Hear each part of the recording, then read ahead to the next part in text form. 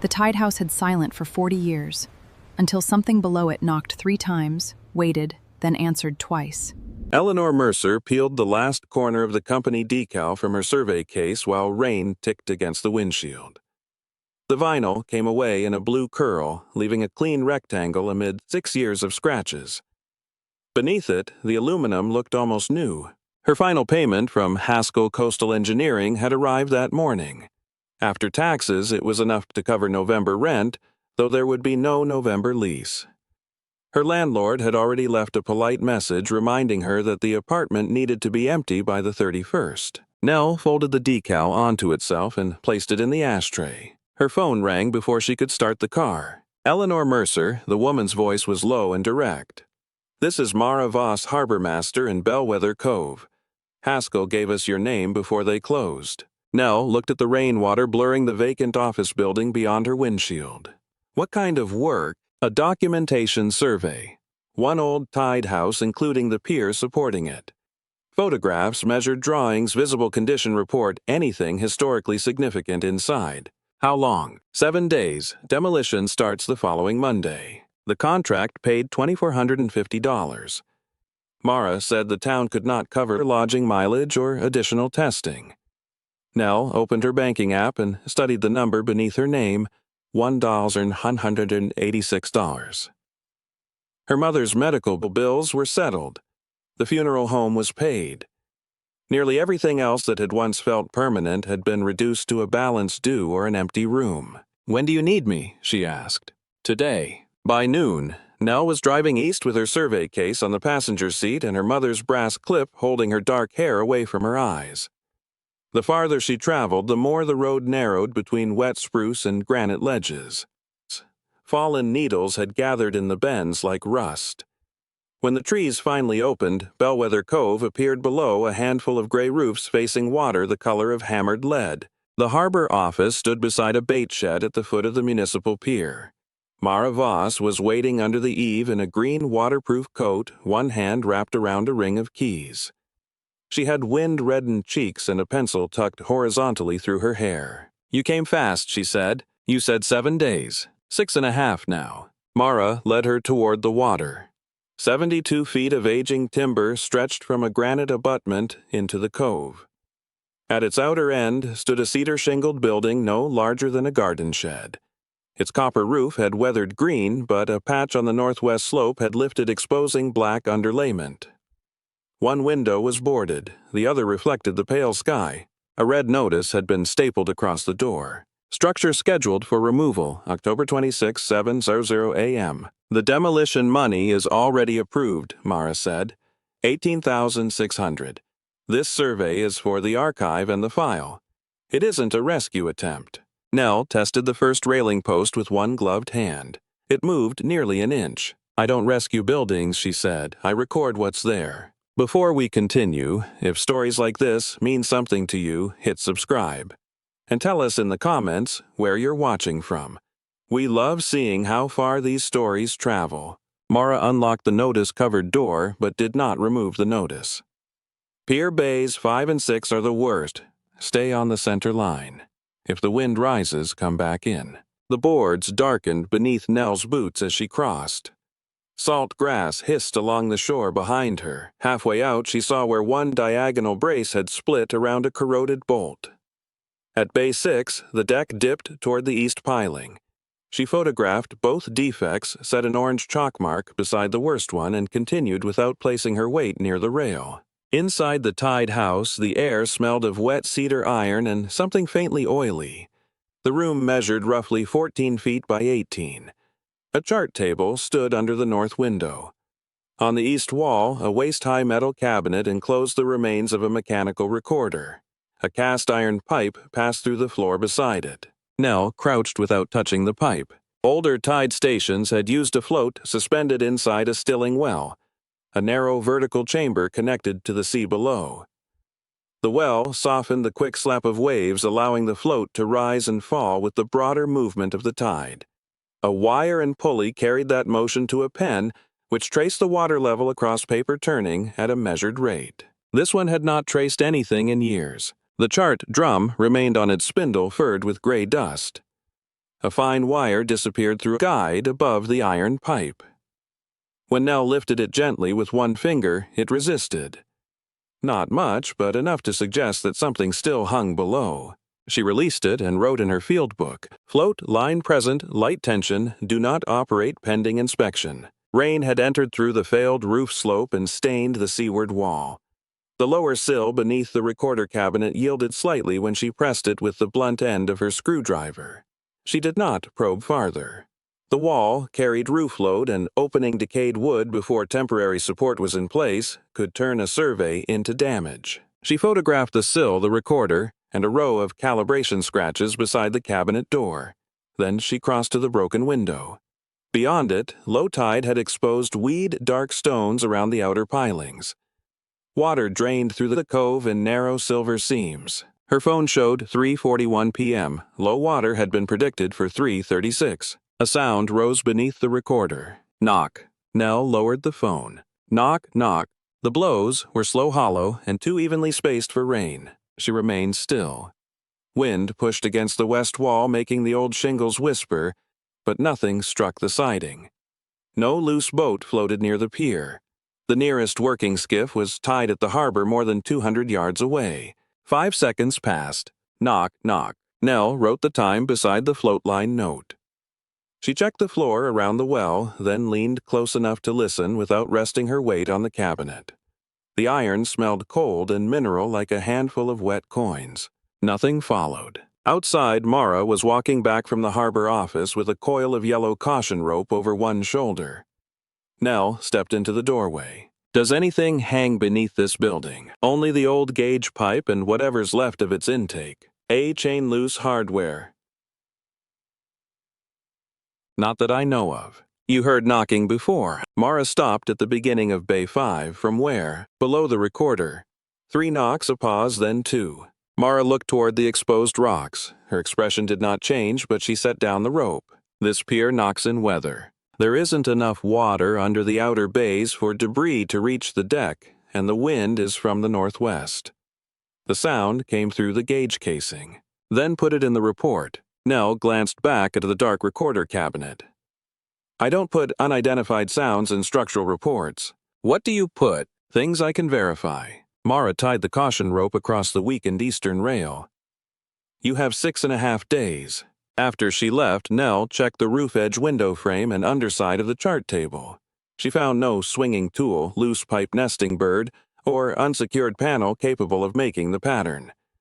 When she placed her palm against the cast iron, the metal was motionless. The light faded early. By 5, the cove had begun to fill again, covering the weed-dark stones one by one. Nell packed her camera and measuring tape, but left the field book open on the chart table. At the bottom of the page, beneath the time and tide prediction, she drew 5 short marks. Her mother had once taught her never to force an answer, merely because a client wanted one before dusk. A measurement Judith Mercer used to say was a promise made to someone you might never meet. Nell closed the book before the memory could carry her farther. At the door, she looked once more at the recorder. The demolition notice scraped softly against the outside boards. Rain slipped through the damaged roof and struck an empty metal tray, but its light tapping bore no resemblance to what she had heard. She returned to the well and placed 2 fingers against its cold iron casing. From somewhere below the floor, one final knock traveled through the metal and into her hand. At first light, Nell stretched a yellow measuring tape across the tide house's warped south doorway. The opening was 34 inches wide at the sill and 33 near the lintel, where the seaward wall had begun to lean. She wrote both figures in her field book, then placed a carpenter's level against the jamb. The bubble drifted toward the harbor. Overnight rain had passed, leaving the cove under a thin silver mist. High tide covered the stones beneath the pier, and small waves pressed between the pilings with the sound of cloth being torn slowly. Nell had arrived 30 minutes before sunrise to hear the station at the opposite stage of the tide. So far, it had said nothing. She fixed a numbered scale beside the broken window and photographed the frame. Moisture had darkened the cedar below it, but the grain remained firm beneath the blunt pressure of her screwdriver. The seaward sill was worse. Rot had advanced inward from the northeast corner, directly behind the recorder cabinet. Mara appeared in the doorway carrying 2 paper cups and a folder sealed inside a plastic bag. "You were here when I unlocked the harbor gate," she said. "I wanted high water. You get enough of that around here, you stop wanting it." She placed 1 cup on the chart table. Nell did not drink from it until she had moved it away from the field book and the old machinery. The folder contained a 1-page demolition scope, 3 insurance photographs, and a photocopy of the town's deed. The Tide House had become municipal property after the federal monitoring program abandoned the location in 1982.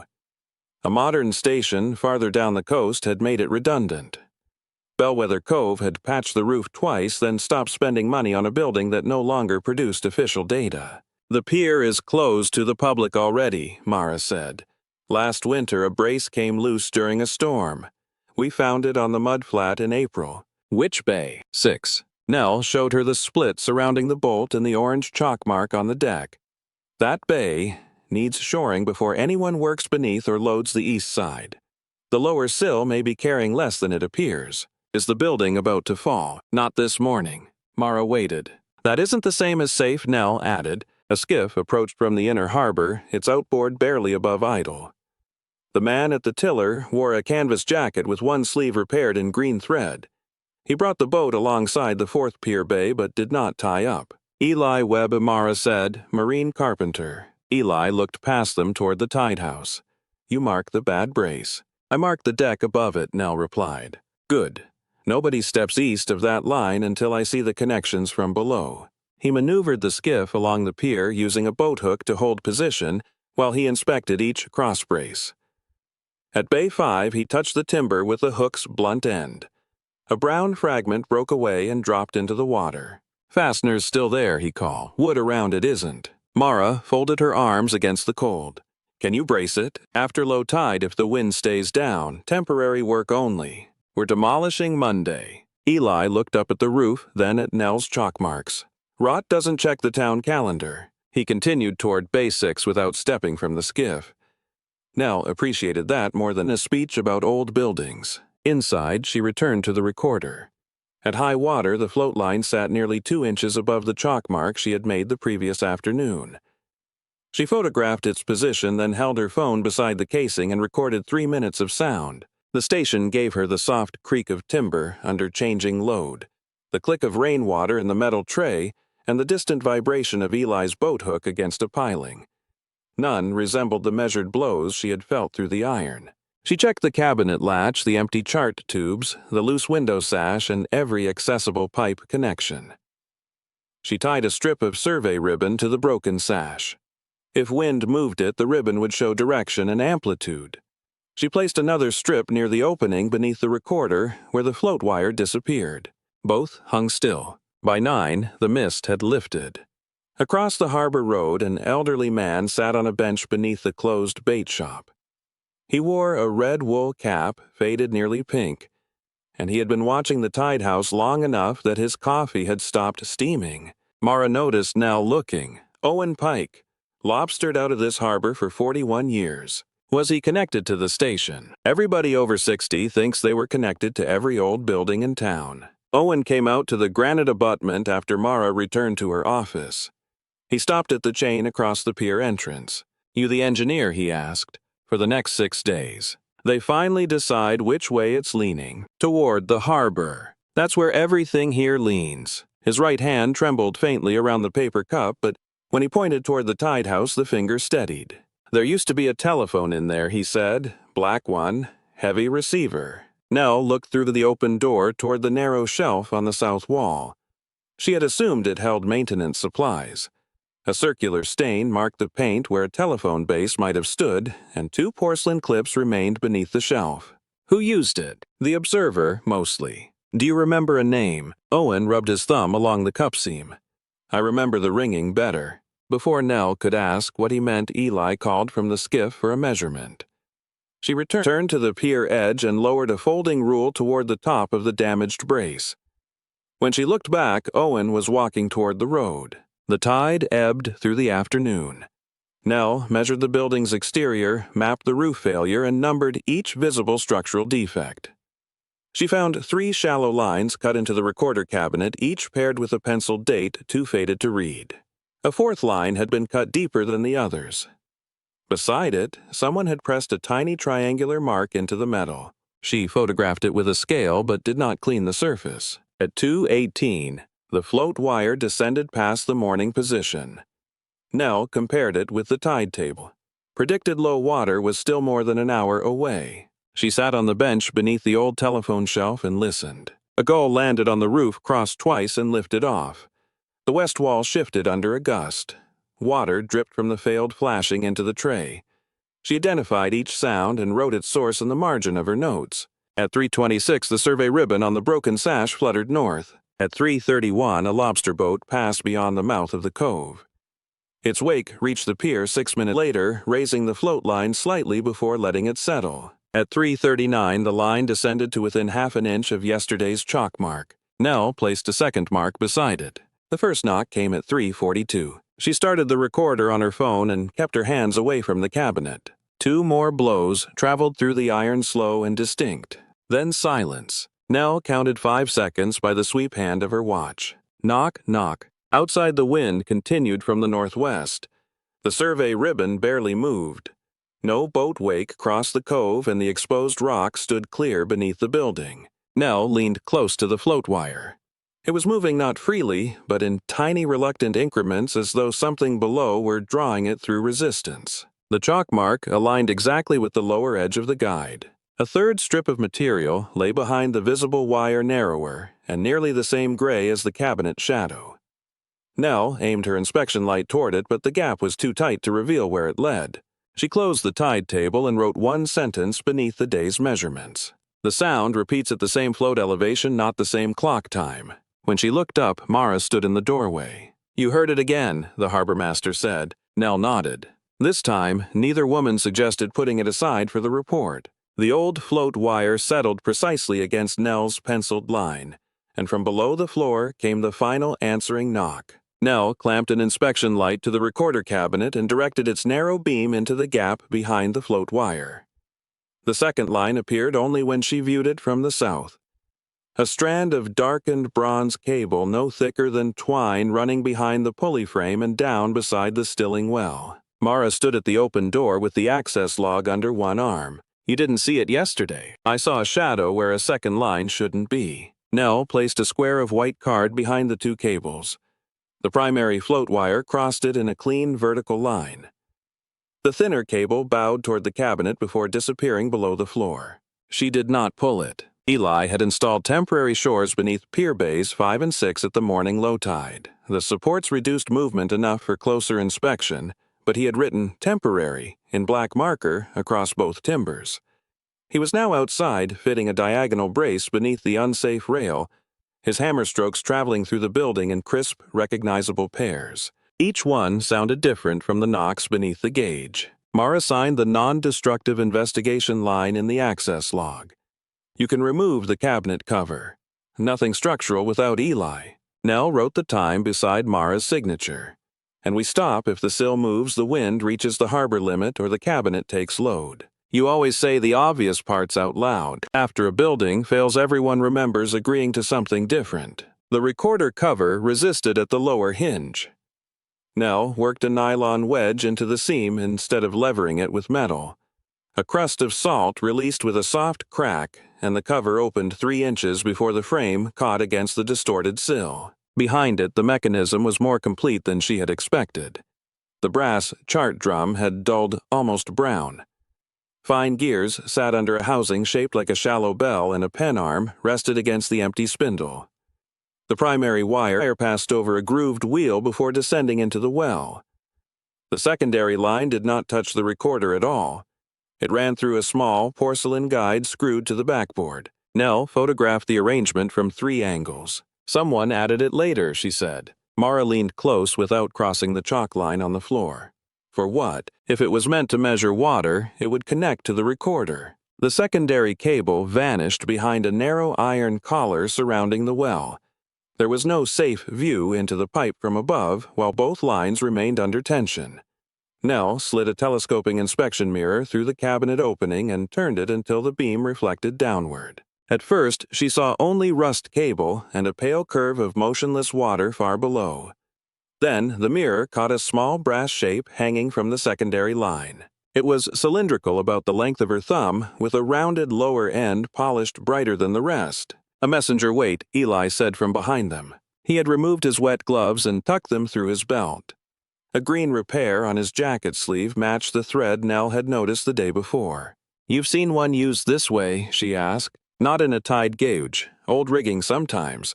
A small weight carries a line through a narrow run. This one isn't carrying anything now." Eli studied the cable path. Could be keeping tension. Nell adjusted the mirror. The brass cylinder hung less than an inch from the iron casing. At high tide, the rising float would lift or relieve part of the system. At low tide, the descending assembly drew the secondary line downward until the weight reached a slight inward bend in the well collar. She checked the predicted water level, then the chalk line on the primary cable. "If that weight touches the casing at the bend," she said, "it could make the sound." 3 and 2, Mara asked. "Only if something controls how it falls." Nell waited through the last 40 minutes of the ebb tide. She recorded the cables continuously while Eli watched the cabinet for movement and Mara kept the doorway clear. The building cooled as the sun passed behind clouds. Wet timber contracted with an occasional dry click. At 11:14, the primary wire reached yesterday's marked elevation. The brass cylinder struck the casing once. It rose a fraction as tension shifted, then dropped twice in quicker succession. A small kink in the secondary cable caught against the porcelain guide. For 5 seconds, the falling float pulled the kink slowly through. When it released, the weight struck twice more. 3 knocks. A pause. 2 knocks. Nothing moved except the tide-driven lines. Mara exhaled through her nose. "So nobody's under there." "No one could be," Nell said. "The well is 12 inches across, flooded below, and sealed except for the inlet. It's a mechanical pattern." "Accidental." Nell replayed the recording. The intervals were nearly identical to the previous day. The kink could be accidental. The guide isn't. She followed the secondary line upward. Instead of terminating at the pulley frame, it crossed behind the recorder and entered a drilled hole near the cabinet's rear corner. The hole was clean-edged beneath the oxidation made deliberately rather than worn by movement. At the same height, 4 shallow scratches on the cabinet formed a descending series. Nell placed her straightedge across them. Each aligned with a historic calibration line, but the deepest pointed toward an obsolete brass plate fixed to the backboard. The plate bore no station number, only a triangular survey symbol. "Is that a benchmark?" Mara asked. "Not one anyone should trust without records. A true benchmark needs a stable setting. This cabinet is attached to a rotting sill." Nell examined the plate under magnification. Salt had gathered around its edges, yet 4 circular gaps interrupted the crust. Slotted screw heads lay beneath a thin layer of tarnish. Eli pressed one hand against the cabinet side. "The lower frame is carrying some wall pressure. We support it before that plate comes off." He cut 2 short braces from dry timber and wedged them between the sound section of floor framing and a horizontal cabinet rail. Nell measured the cabinet position before and after the load transfer. It did not shift. She used a hand screwdriver, turning each plate screw 1/4 rotation in sequence. The upper left resisted. She stopped, applied a small amount of penetrating oil with a cotton swab, and waited rather than forcing it. The wind pushed once against the west wall. Mara checked the harbor instrument on her phone. 22 knots at the breakwater. Forecast says 30 by 2. "We'll be off the pier before then," Eli said. When the 4th screw released, the brass plate remained fixed. Nell pressed its lower edge with one gloved finger. It tilted outward, revealing that the screws had not held the plate to the wall. Their threaded ends extended through 4 metal tabs inside the cabinet. She loosened them another turn. A narrow side panel beside the recorder moved inward with a sigh of trapped dust. Cold, dry air escaped from a vertical chase no wider than Nell's forearm. It occupied the space between the cabinet and the seaward framing above the highest water stain on the wall. The secondary cable entered at the bottom, crossed a tiny guide wheel, and terminated at a spring latch behind the brass plate. When the messenger line moved at the marked elevation, the mechanism had not opened the panel. It had merely directed attention toward the plate that released it. Nell inserted the inspection mirror. The chase was lined with thin cedar boards. A brass object rested on the nearest ledge, green at its edges but dry. Farther back, something rectangular had been wrapped in dark oilskin and pushed above the sill. She retrieved only the nearest object with padded forceps. It was a small, curved tab from a rotary telephone index wheel. Beneath its verdigris, a stamped numeral remained visible. Owen Pike was standing beyond the doorway. None of them had heard him cross the braced section of pier. His red cap was dark with mist and one hand gripped the safe rail. "Where did you find that?" he asked. In a dry chase behind the recorder, Nell said, "Do you recognize it?" Owen did not reach for the tab. He bent until the number caught the inspection light. The telephone had those, he said. Names around the dial written too small for me to read. My mother's number was 4. Mara looked at him. "Your family had a telephone that far back?" "Not in the house. Mr. Vale's store had one. If it rang twice after closing, he sent somebody up the marsh road." Owen's eyes remained on the brass tab. "My mother always made me sit with my boots on when the tide was high and the wind came east." A gust struck the tide house hard enough to lift the loose roof patch. The copper edge banged once and the entire north window shuddered. Eli looked toward the harbor. White seams had begun forming on the water. "We close now." Nell photographed the oilskin package where it lay. Removing it safely would require a clear, table-dry handling materials and more time than the weather allowed. She replaced the telephone tab on the ledge long enough to document its original position, then placed it in a padded evidence box. The panel was left open for ventilation but secured against movement. Eli removed his temporary cabinet braces only after confirming that no screws had been taken from the framing. Mara tied the access log inside a waterproof envelope. Owen crossed the pier ahead of them, one hand sliding along the shoreside rail. Nell was last out. At the threshold, she turned toward the narrow opening beside the recorder. The inspection light reached just far enough to reveal the oilskin's folded corner and the faded blue cord tied around it. A drop of rain passed through the roof and struck the chart table. Then another. Nell moved the wrapped package beneath the driest section of the cabinet without opening it, covered the table with clean polyethylene, and followed the others toward shore as the wind began driving rain through the broken window. Nell moved the oilskin bundle beneath a dry inspection lamp and untied the faded blue cord. The storm had passed before dawn, leaving broken spruce tips along the harbor road and a skin of foam against the granite abutment. Eli's temporary roof covering had held. Inside the tide house, the chart table was dry, though the building smelled more strongly of wet cedar than before. Mara had brought acid-free tissue-clean boxes and a camera from the town archive. Owen waited on the bench beneath the empty telephone shelf, his red cap resting between his hands. Nell photographed the bundle from every side before unfolding the oilskin. She recorded each layer, crease, and stain. The outer wrapping was damp only at one corner. Inside, a second sheet of waxed cloth had protected the contents. The first object was a ledger bound in cracked brown cloth. A handwritten label on its cover read, "R. Calder Local Observations 1948 to 1977. Beneath it lay 43 carbon copy slips, 12 folded harbor maps, a brass telephone index wheel, 9 letters tied with the blue sailmaker's cord, 1 iron maintenance key, and 3 black and white photographs. Nell counted everything twice. The small number 4 tab, recovered the previous day, fit an empty slot in the index wheel. Handwritten names remained beneath its clouded cover, but Nell did not attempt to clean them. She placed the loose tab beside the wheel and continued the inventory. "No money," Mara said quietly. "No deed either," Nell replied. Owen rubbed one thumb across the seam of his cap. Was somebody expecting there to be? People hide records for more reasons than they hide valuables. The ledger's first pages contained ordinary station work. Ruth Calder had logged clock adjustments, float wire replacements, fouling around the inlet, and discrepancies between the recorder and the tide staff. Her handwriting was narrow and upright. Each figure sat precisely within its ruled column. Nell turned the pages with a thin support beneath them. In November 1948, a second set of entries began in the margins. 11:42 p.m., water above road stone, called 2-4 in harbor shed. The next line contained no water level, only 3 words. All answered. Boats moved. Similar notes appeared whenever wind and pressure pushed the observed tide above the predicted height. Ruth recorded the time, the difference, the direction of the wind, and the telephone numbers she called. Some entries included initials. Others named a road, a boat, or a household condition. Number 4 Pike Cottage. Allow 20 minutes for Mrs. Pike and boy.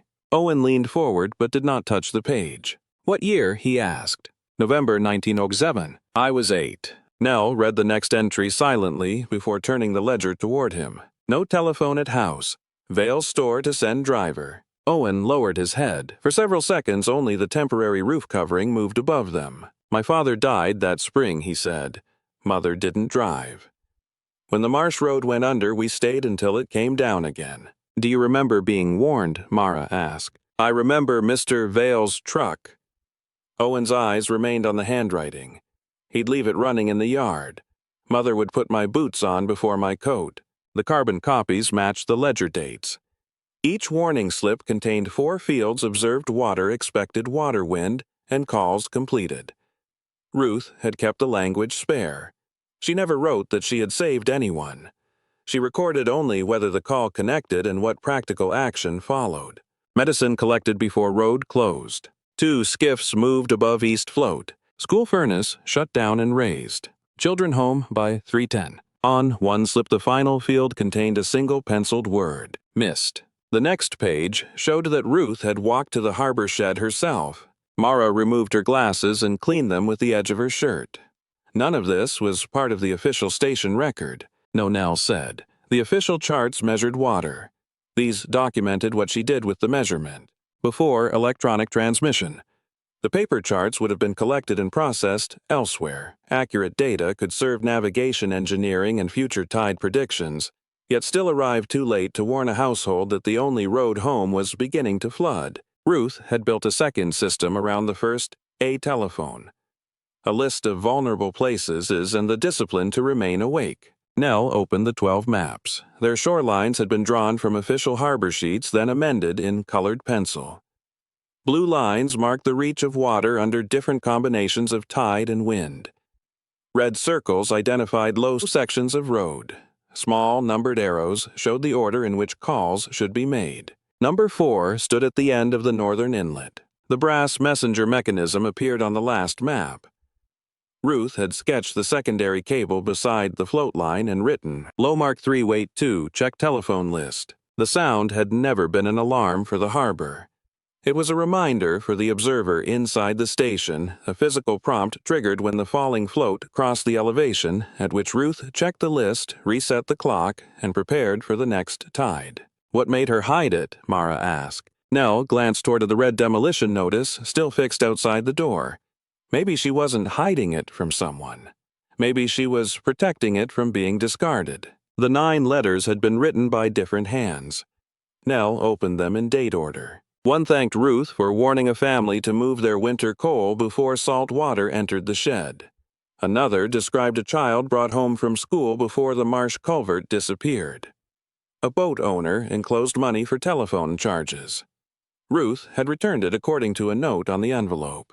The final letter was from a county surveyor who had trained with her during the station's first year. He wrote that instruments could produce exact figures while still leaving people unseen. Ruth had answered on the back of the page. Her reply was only 4 lines. The last one stopped Nell's hand. A measurement is a promise made to someone you may never meet. The inspection lamp warmed the brass clip in Nell's hair. For a moment she was 12 again, holding a survey rod on a muddy shoulder, while Judith Mercer peered through an old level.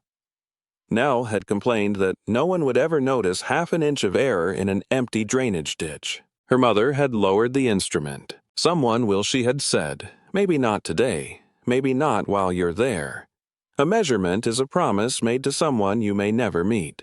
Nell had believed the sentence belonged to Judith. Now she understood that it belonged to a longer practice, passed between people who checked benchmarks, watched water, and took responsibility for the distance between a number and a human life. There was no evidence that Judith had known Ruth. There did not need to be. Mara photographed the reply, then sealed the original between sheets of archival tissue. The demolition crew is still booked for Monday. Nell looked at the failed sill beneath the recorder. Then we have 4 days to show the town what keeping this place would actually cost. not just what it means. Meaning won't repair Bay 6. Owen fitted the number 4 tab into its empty slot without pressing it fully home. And money won't remember why it was repaired. Nell closed the ledger. We'll need both. They packed the letters, maps, photographs, key index wheel, and warning slips into separate labeled enclosures. Mara would transfer them to the climate-controlled room in the municipal office. The ledger remained out long enough for Nell to photograph the pages containing Ruth's elevation marks. She opened her own field book beside it. On the left lay Ruth Calder's narrow columns from 1957. On the right were Nell's measurements from the previous afternoon. Different instruments, different handwriting, 69 years apart. Across both pages, the same low-water elevation formed one continuous line. Eli tightened the first temporary shore beneath Pier Bay 5 while Nell watched the tide creep across a notch she had cut into a measuring stake. They had 93 minutes before the water reached the lower connections. Mara closed the pier at the granite abutment and tied a second line across the harbor path. A laminated notice warned that no public access was permitted, including for people who had arrived that morning offering to help. Good intentions still weigh something, Eli said. He worked from a shallow skiff secured at 2 points so it could not swing beneath the damaged framing. Nell remained above, checking the deck elevation after each shore took load. The first timber compressed 1/16 of an inch. The second lifted the sagging east edge just enough to return the deck to its previous measured position. They did not try to straighten it farther. At Bay 6, Ely removed only the loose fragments around the failed connection. The surviving wood was worse than the surface suggested. Brown rot followed the grain nearly 8 inches beyond the corroded bolt. Replacement not patching, he said. Nell added it to her estimate. The number at the bottom of the page reached $11,740 engineered shoring, 2 structural braces, temporary railing, roof protection fasteners, labor lift access, and a contingency small enough to be honest but large enough to admit that old timber kept secrets. Mara studied the total. The town manager will ask why we should spend that much on something scheduled to disappear. Because this is the minimum cost of leaving it standing safely while the town decides. It isn't a restoration price. And if the answer is still demolition, then the temporary work protects the crew and the harbor until Monday. Mara signed the emergency access authorization. By noon, the public approach was secure. The weak pier bays were supported, and a temporary rail enclosed the eastern edge. Nothing had been painted. Nothing looked rescued. The tide house simply stood without asking the next rotten connection to carry more than it could. Red danger tape snapped above the new bracing as the water rose beneath it. Nell rolled a reinforced membrane across the northwest roof slope, while Eli held its lower edge clear of the surviving copper flashing. They worked from a compact lift positioned on the granite shoreside, reaching only the landward half of the roof. The seaward portion remained inaccessible until the wind eased.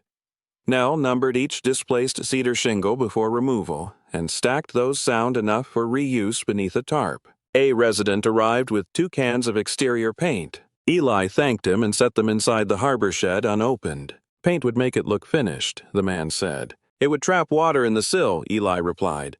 We need dry wood before anyone gets color. They cleared the blocked gutter and opened a drainage path away from the south doorway.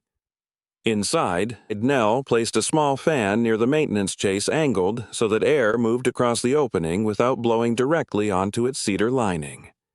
She marked the sill's moisture readings in pencil on blue tape. Owen brought one of the 3 recovered photographs in a protective sleeve. It showed Ruth Calder standing beside the tide house in 1951, one hand resting on the telephone shelf.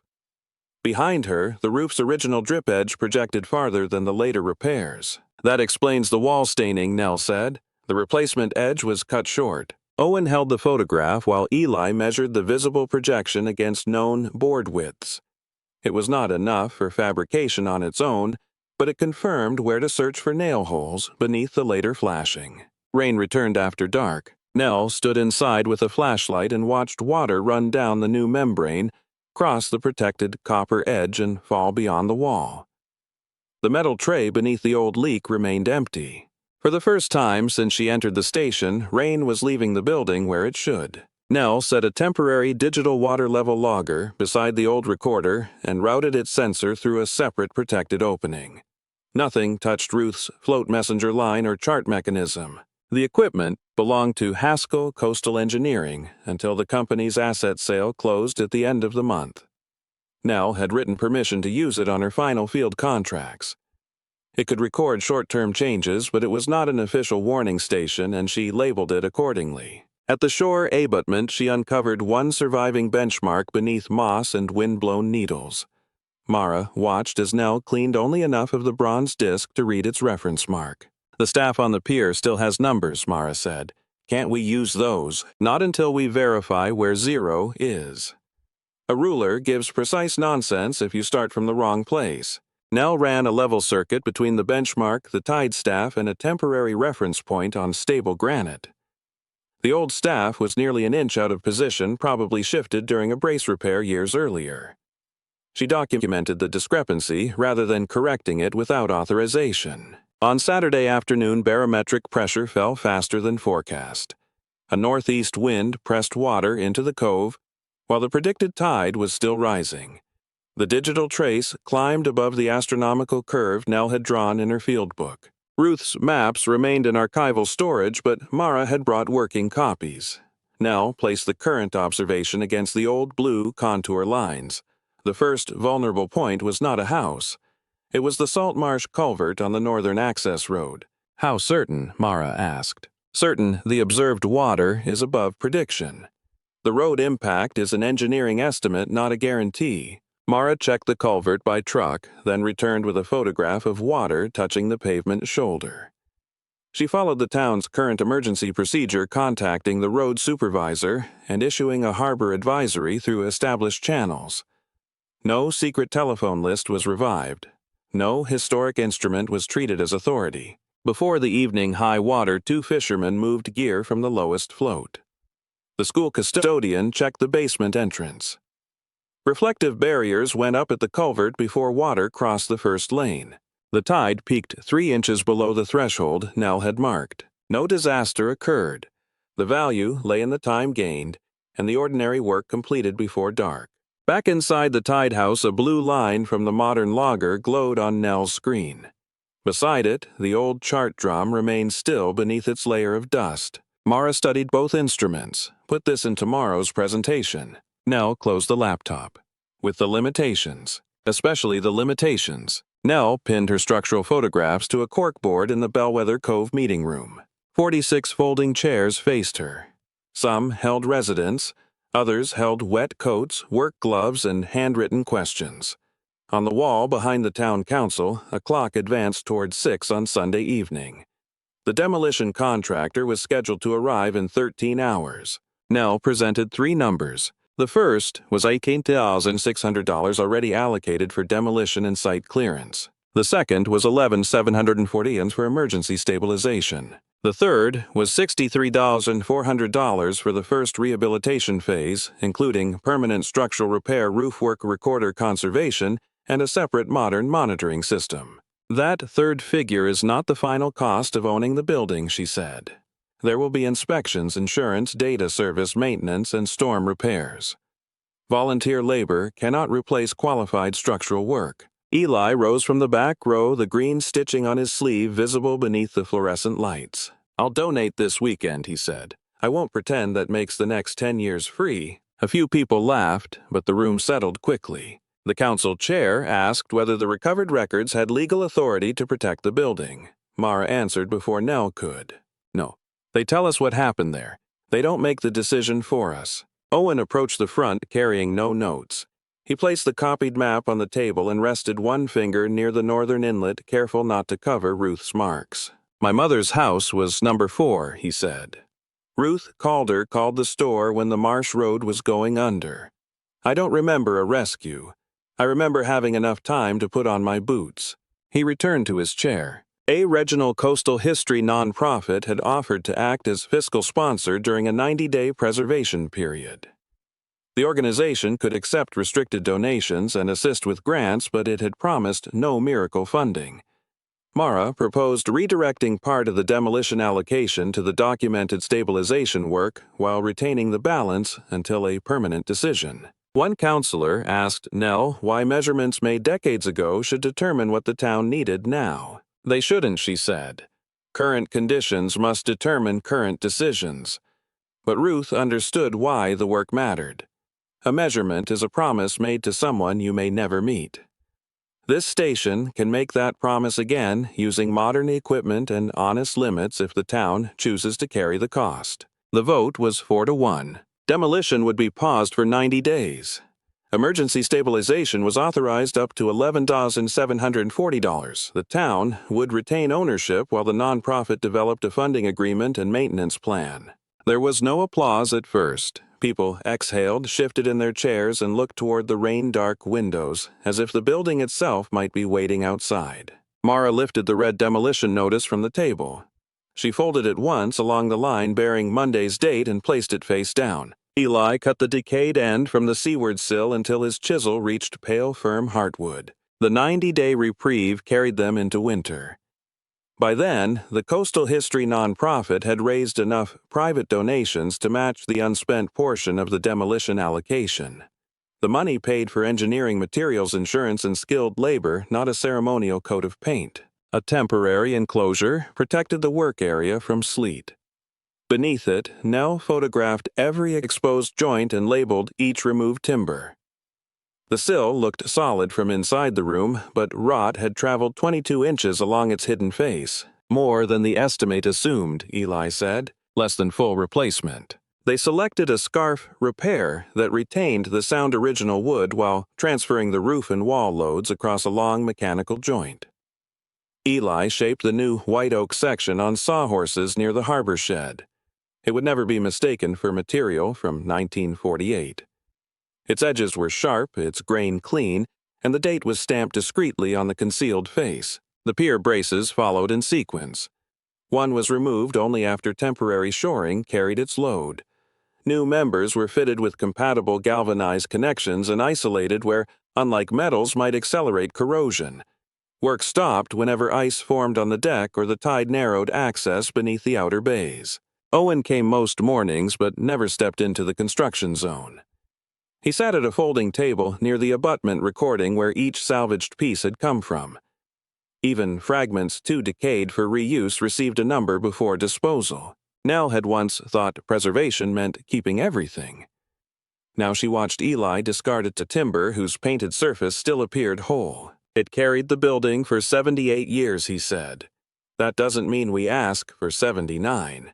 By February, the new sill met the old beneath a fitted joint that carried weight without pretending decay had never happened. Nell lifted the chart drum from its spindle with both gloved hands. A conservator from the nonprofit had already documented every fastener and stain.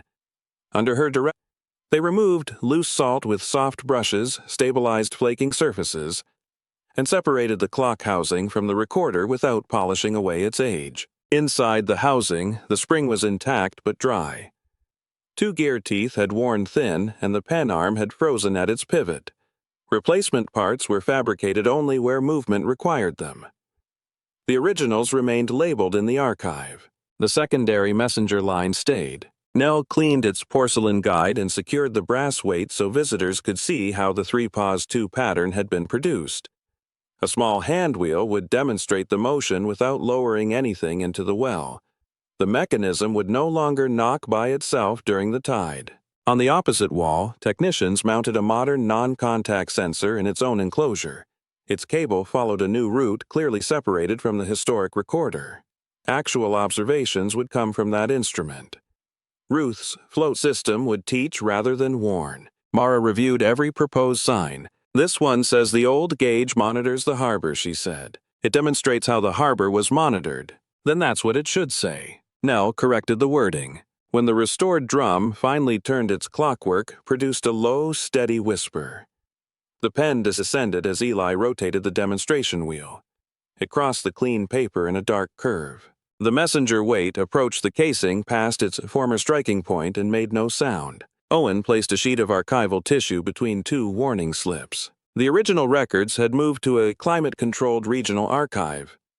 High-resolution copies returned to the Tide House, where one wall became a restrained account of Ruth Calder's work. The display described the station, the observer's duties, and the difference between official measurements and her informal telephone network. It did not reproduce every name. Families were contacted before excerpts from the 9 letters were displayed. Private medical details and precise household locations were omitted. The exhibit included Ruth's map of the northern inlet, but number 4 appeared only within the historic call sequence. The exact site of the Pike cottage was left unmarked. Owen fitted the loose brass tab into the restored telephone index wheel. This time its small retaining clip held. "You could keep it," Nell said. He shook his head. "Then it would only be about us." The 3 photographs occupied a single case beside the iron maintenance key. One showed Ruth at the telephone shelf.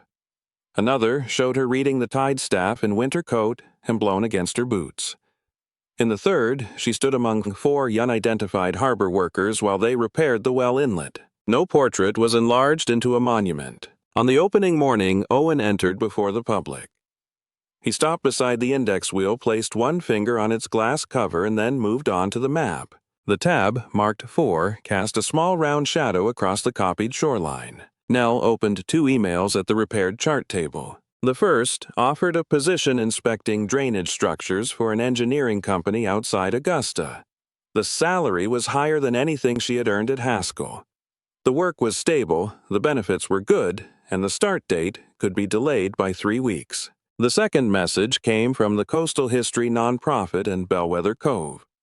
It offered a 12-month contract coordinating the Tide House, maintaining the modern observation system, supervising the remaining repairs, and developing a public water level program. The salary was modest. It would cover a small apartment above the Chandlery health insurance purchased through the marketplace and monthly payments on the last of her mother's expenses. It would not rebuild Nell's savings quickly. She did not answer either message that day. Instead, she reviewed the station's maintenance plan.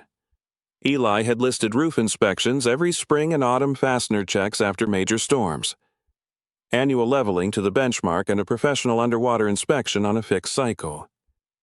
Nothing depended upon endless donated labor. Nell returned the plan with 3 questions about funding and 1 proposed change to the sensor service contract. The nonprofit answered in writing. The town defined who held authority during storms. Mara added a line stating that Nell was not expected to remain on the pier when access limits were exceeded. Only then did Nell accept. Eli found her replacing the maintenance calendar inside the south door. "So you're staying," he said, "for 12 months. Good sill inspection is due in April." He handed her a clipboard and went outside. Nell removed her mother's brass clip and set it beside Ruth's copied ledger. For several seconds, the 2 objects lay together under the north window. One plain piece of metal carried through grief. One record built from years of measured water. Then, Nell pinned her hair back and wrote the April inspection date onto the calendar. 14 months after the demolition notice came down, Nell unlocked the south door of Calder Tide House before sunrise and brushed fresh snow from the threshold. The cedar shingles had weathered from new gold toward gray. Repaired copper flashing followed the northwest roof slope, carrying meltwater beyond the wall. Along the pier, new cross braces met older timbers in an alternating pattern of clean cuts and scarred grain. A sign at the granite abutment limited occupancy to 12 people. Nell entered alone. Her apartment above the chandlery had been warm when she left it, and the bakery downstairs was beginning its first batch of bread. She could have monitored the station from her laptop. The modern sensor transmitted observations automatically, and Mara's harbor system would flag thresholds established under the town's current emergency plan. But the first snow of December had changed the sound of the cove, and Nell wanted to see the water herself. She switched on the observation room lights. The restored recorder stood behind a low protective rail. Its chart drum operated only during scheduled demonstrations, while the modern sensor occupied a separate enclosure across the room. Between them, a display explained that old and new instruments answered the same physical question by different means. How high is the water now? The station did not claim to predict the sea. Tide predictions came from established harmonic calculations. Actual observations showed what wind pressure waves, river flow, and local conditions had added or taken away. Nell checked the transmitted reading against the staff outside, then compared both with the bronze benchmark on shore. The staff had been reset after the leveling survey, its zero restored to the documented relationship with the land. At 8, a fifth-grade class arrived in 2 groups to respect the occupancy limit. Their teacher kept the others near the harbor office, while 6 children crossed with Mara. A boy in a yellow coat pressed his face close to the recorder rail. "Does that machine tell you when the ocean is coming?" "It tells us where the water has been," Nell said. "The new one tells us where it is." "Then how do you know what it's going to do?" "We compare what we expect with what we observe." He considered the answer. "So it predicts the sea." Nell looked through the north window. Snow moved sideways across the pilings, disappearing when it touched the water. "It measures what the water is doing," she said. People decide how carefully to listen. At the chart table, each child made 1 pencil mark in a public log spaced at 6-minute intervals. Nell showed them how early recorders had traced water level continuously across paper, driven by a clock. She explained why a stilling well reduced the quick motion of waves around a float. She did not tell the hidden compartment story as a ghost tale. She opened the side panel, showed them the cedar-lined chase, and let Mara turn the demonstration wheel. The brass messenger weight struck a padded stop 3 times, paused at the kink in the secondary line, then struck twice more. The children became perfectly still. "That sound reminded Ruth Calder to check her telephone list," Nell said. The tide moved the float moved the line. Nothing in the station moved without a physical reason. The boy in the yellow coat looked toward the restored index wheel. Who was number 4? A family that needed extra time. Owen arrived after the class had gone. At 68, he walked more slowly across the pier, but the new rail no longer moved beneath his hand. He carried a small paper sack from the bakery and left it on the chart table without comment. The town had proposed naming the entire pier for Ruth. Owen had opposed it. She watched the water, he had said at the meeting. Let the building keep doing that. There had been no dedication stage, no ribbon stretched across the door, and no speech beneath winter bunting. The station reopened on a Wednesday morning with Mara checking the safety signs. Eli tightening one reluctant latch and Nell entering the first modern observation into the public log. Ruth's originals remained in the regional archive. The Tide House displayed accurate copies including selected lines from the warning slips and 4 approved excerpts from the letters. Visitors could understand the network without treating the private lives within it as exhibits. Owen poured coffee into 2 enamel cups. "East wind tonight," he said. "Pressure is falling." "Road crew, no. Mara sent the advisory 20 minutes ago." He nodded once. No truck needed to idle in his yard. No child needed to wait in boots beside a telephone. The system had changed because it was supposed to change. By noon, Nell's screen showed the observed tide rising above prediction. The difference remained small but persistent. She checked the sensor diagnostics, confirmed the benchmark reference, and compared the pattern with the secondary pressure sensor at the harbor entrance. At the old chart table, she entered 12:06 p.m. Observed water 0.31 ft above prediction. Northeast wind, pressure falling. She did not copy Ruth's language into the action field. The town's current procedure required different steps. Mara notified the road supervisor. Portable signs went to the marsh culvert.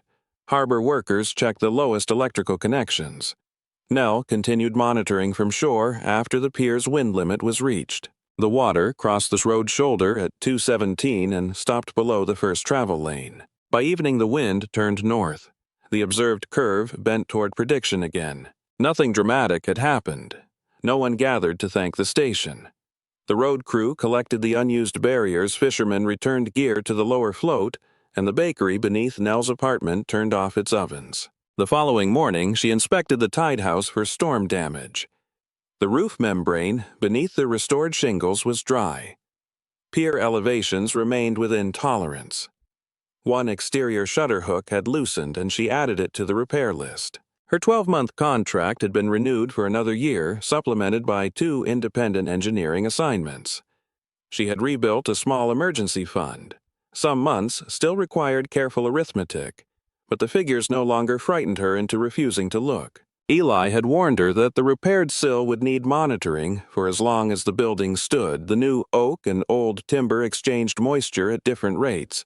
Fasteners would corrode. Copper would move under temperature changes. Winter ice would work against the pilings one tide at a time. Restoration had not removed the future cost. It had made the cost visible enough to choose. Before sunrise on the year's final public demonstration day, Nell wound the recorder clock and fitted a clean sheet around the drum. She checked the modern sensor first, then turned the hand wheel that raised the old float mechanism through its limited travel. The pen touched paper. Outside, low water exposed the black stones beneath the pier. Inside, the float line descended toward the elevation that had once drawn the messenger weight against the casing. The brass cylinder reached the old striking point and passed it silently. Its message had been heard.